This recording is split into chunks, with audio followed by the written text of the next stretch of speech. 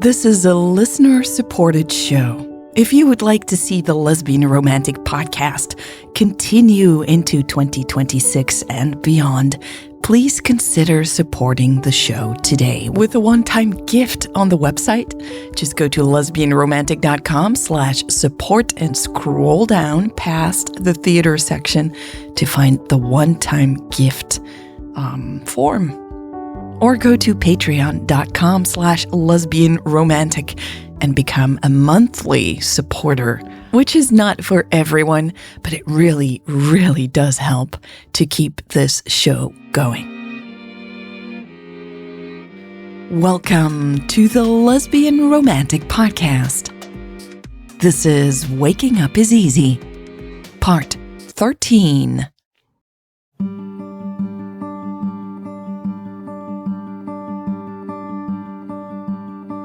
Before we get to Usha's apartment, I need to tell you something about my past.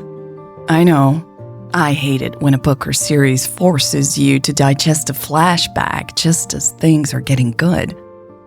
Just give me a few minutes and we'll get to Usha. So, I am a therapist. Or I was a therapist. Looking back, I see that I had ended my career as a therapist long before I lost my job at the coma center. Sure, I talked to the families of the patients there, but it was different. When I talk about being a therapist, I mean having an office with a comfortable chair and a box of tissues, you know? I used to have that back in the city. I also had a fully booked schedule with many clients. I'm ashamed to say that I turned my back on every single one of them.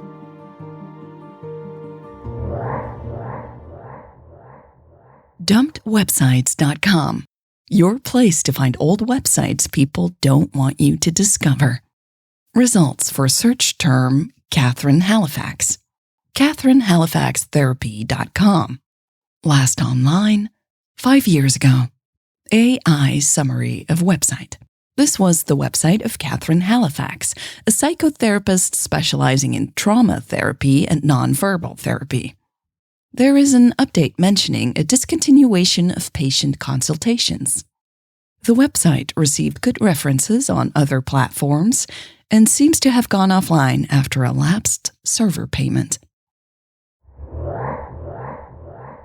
When I moved to Windfall, I forgot all about my clients in the city. Or I made myself forget, I should say. I don't know if Audrey knew what was going on back then. She's very smart, but I can be too. We were so in love back then. I think she was just overwhelmed with relief that I was willing to move because she did not want to live in the city. It didn't take me long to make the decision either. I was ready to leave everything behind. If Audrey did realize that I was not just running toward her, but away from my life in the city as well, that realization did not come until much later. We never really talked about it. Not even now. It's just too painful. Let's get back to Usha now, though, because I have a twist for you. I told you I was on my way to the small apartment where Maya and the police had hidden Usha, right? I'll spare you the details of how I convinced Maya to let me go there. Let's just say I was less exhausted than she was, and I probably owe her an apology. So, I made my way to this apartment with an Uber.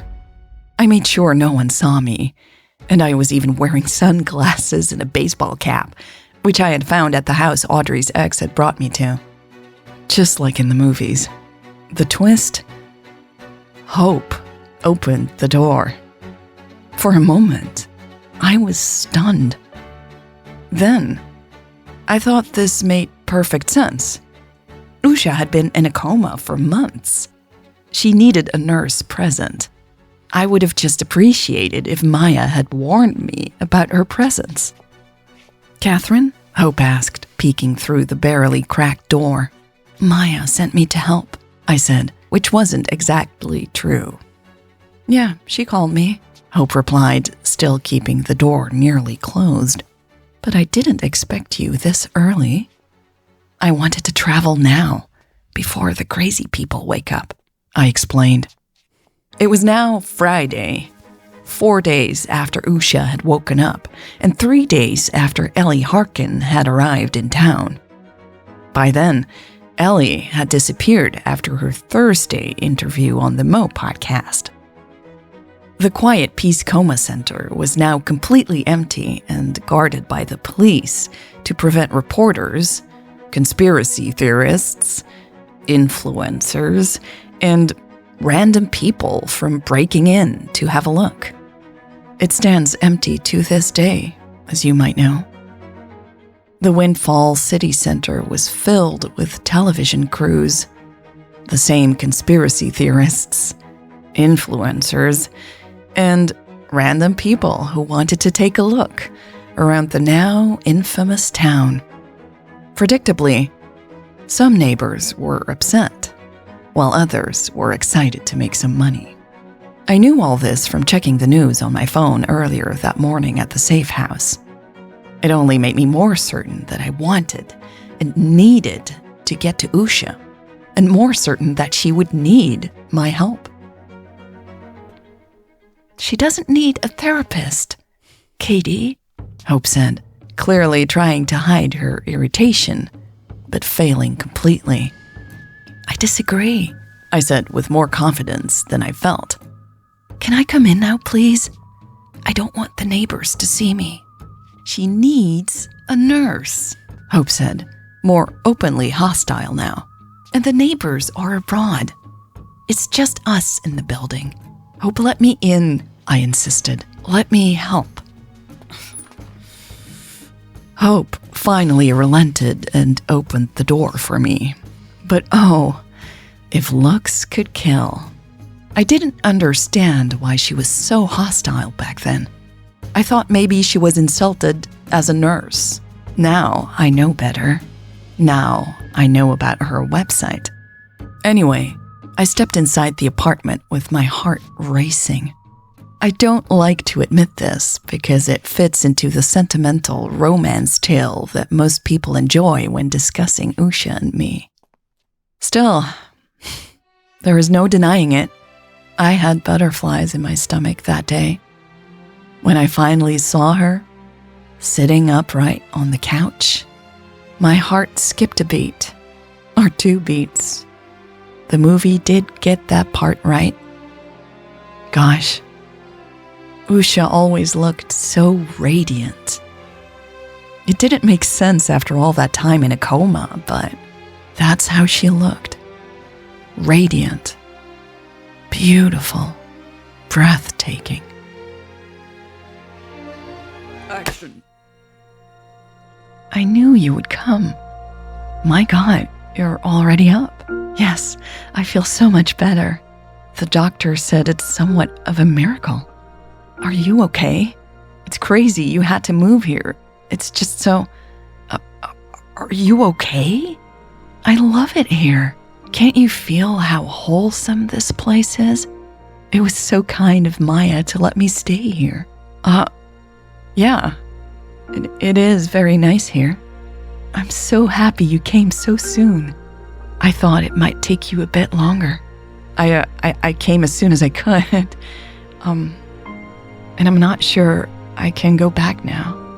That's good. We always find ourselves on the path that we need to be on, whether we want to or not. Yes, Usha was still speaking in riddles, although admittedly things were getting better now. Still, by the time I arrived, Hope had jotted down enough material to fill a whole website, and she was to quit her job as a nurse just days later. But let's not get ahead of ourselves. I'll let you enjoy a bit more of the movie scene first. I don't think anybody needed this to happen. How can anyone need this insanity? Change always seems like insanity at first, doesn't it? Then, you see that you've only discovered who or what was already waiting for you. Okay, sorry. I already have to stop here. This Usha quote, it's been plastered all over the internet as a meme ever since the movie was released. I don't know why everyone loves it so much, but people keep asking me about it. You see, in the movie, Hope leaves right after I arrive, which doesn't make any sense, because Usha really did need a nurse. I guess the director wanted this scene to be part of the romance arc or something. But it wasn't. It wasn't me who asked Usha to explain what she had just said. I was too flabbergasted to say anything because I had no idea what she was talking about, and I didn't particularly want to find out at that point. Hope, though, loved this quote straight away. I guess she sensed its potential. She rushed to Usha's side, knelt down beside the couch, and asked Usha to share more about what is waiting for us. URL www.ushaandkateforever.com. Forum topic: First night, book versus movie. Posted by I Love Kate 23. I've seen the movie at least a dozen times, and I really wasn't planning on buying the book because so many people online said it was riddled with inaccuracies. But I received it at Christmas from someone, and I finally read it when I was homesick and didn't have anything else to do. It was more interesting than I expected, actually. I can't stop thinking about the differences between the movie and the book when it comes to Kate's first night at the apartment with Usha. In the movie, it's just her and Usha. In the book, the author claims Hope was still there and that she was the one having this now famous conversation with Usha. According to the book, Kate was in the room but didn't say much. That would change a whole lot for me, to be honest. I mean, was Hope involved with Usha before Kate arrived? Was there a spark between them too? I don't know. Something just feels off to me. Am I going insane? Reply by Follow Usha Forever.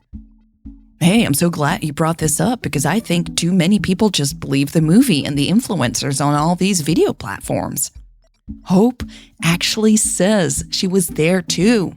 Just check her website where she posted about what Usha shared with her that day. How would she have been able to post this long before the movie came out if she was not there? I don't know why people keep insisting this was a conversation between Usha and Kate.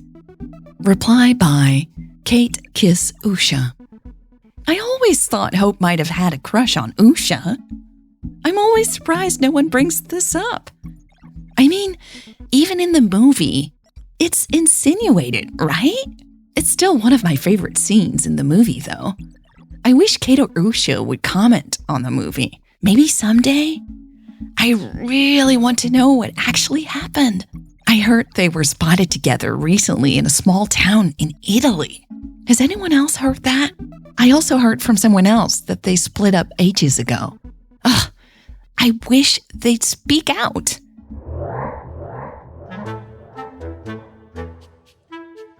If you want to hear about Hope's conversation with Usha that day, you'll have to go read it on her ridiculous website. No, I am not saying which URL. You'll just have to find it online or in an older episode. It's more important that I talk about the conversation I did have with Usha. Hope reluctantly retreated to the small guest bedroom for a nap about 3 hours after I had arrived. What did we do during those 3 hours?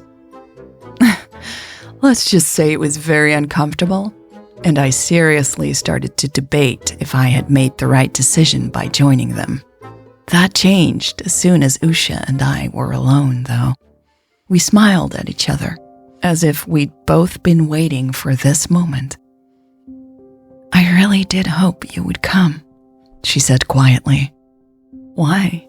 I asked shyly, sitting down on the floor just as Hope had done earlier. Usha leaned back. I felt you wouldn't abandon me. I felt like I could count on you. It was the most vulnerable thing she had said to me so far. Maybe that's why I blurted out what I blurted out. I had goosebumps while I spoke. I remember that. Have you ever noticed that, by the way? How your whole body responds when you speak your truth? Maybe you get goosebumps like me, or you start shaking a little.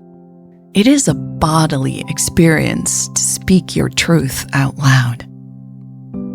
I've abandoned people in the past, I said, and then I told her everything.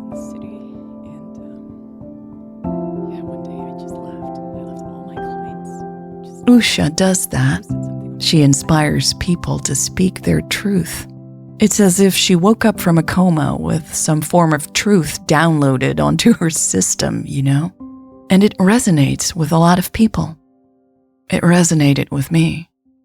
Later, many people stopped believing in her because they found out who she was. I think those people are foolish. It shows me that they wanted something from Usha. Something that would make them feel better. Maybe they wanted a saint. Usha is not a saint, nor am I. Like I said, I hurt a lot of people. I turned my back on them in all sorts of ways. That day, I finally started to turn toward someone fully, for the very first time in my life. Do you see why I get so frustrated when people reduce our story to a sensational romance? This was so much more than that. We were all in a big mess, and to be honest, not all of us got out in one piece. I'm still not sure I did. That's for another episode. I can promise you things get a little more sensational in the romance department soon, if that's what you're waiting for. I don't mind, by the way. I mean, it is part of my story.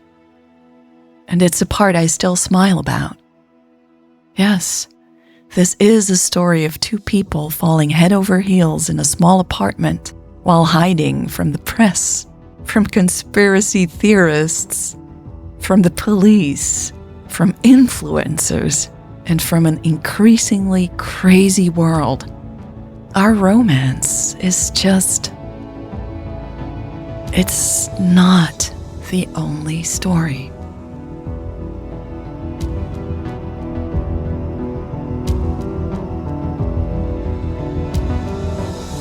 This was part 13 of Waking Up is Easy. Thank you so much to all the supporters who helped make this episode possible. Like I said at the top of the show, this is a listener-supported show. Now, some of you wonder why I don't do ads. Well, there are some ethical reasons, but it's also a good economic reason, because when the winds change and brands no longer feel like supporting shows like this one, I can keep going because I have your support. It's a direct relationship, and that's why this podcast is still around. Now, times are tough for many, many of you, and I want to keep this free feed going for everyone. So if you are able and willing to support this show, even if it's just with a few dollars every month or a one-time gift, please consider supporting the Lesbian Romantic Podcast today and keep it available for you with new episodes throughout 2026 and for others. Thank you so much for at least taking a moment to think about it.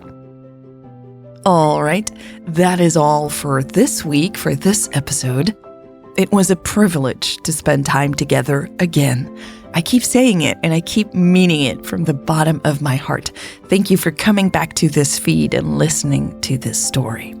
Time to go work on the next episode, and you can find out more about that on Patreon, patreon.com/lesbianromantic. You can sign up for free and get access to the next episode. Part 14 is already available right now. So go there for free, patreon.com/lesbianromantic, and listen to the next episode right now.